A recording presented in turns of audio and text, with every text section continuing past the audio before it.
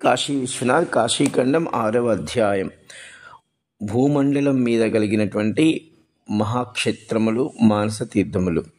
లోపాముద్రాదేవికి అగస్త్యముని భూమి మీద ఎన్నో తీర్థములు క్షేత్రములు ఎన్నో జ్ఞాన వైరాగ్యము ఇవ్వగలిగిన మోక్షపురములు ఉన్నను జీవులు వీటి సహకారముతో కాశీని పొంది శివునిగా మారగలడు దేవి అని చెప్తున్నాడు.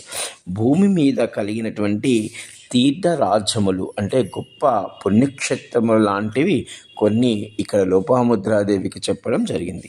నైమిషారణ్యం, కురుక్షేత్రం, హరిద్వార్, ఉజ్జయిని, అయోధ్య, మధుర, ద్వారక, గంగా, సరస్వతి, సింధు, గంగాసాగర సంగమం, కాంచి, బ్రహ్మగిరి, త్రయంబకం, సప్త గోదావరి, కాలంజర, ప్రభాస, భద్రికావనము, మహాలయము, అమరకంఠము, ఓంకారము, జగన్నాథపురి, గోకర్ణము, భృగుకచ్చము, భృగుతుంగ, పుష్కరము, శ్రీపర్వతము, ద్వారకాక్షేత్రం ఇలా అనేక క్షేత్రములు భూమిపై గొప్ప స్థాయిలో గొప్ప స్థితిలో జ్ఞాన వైరాగ్యము తపోభూములుగా కలవు.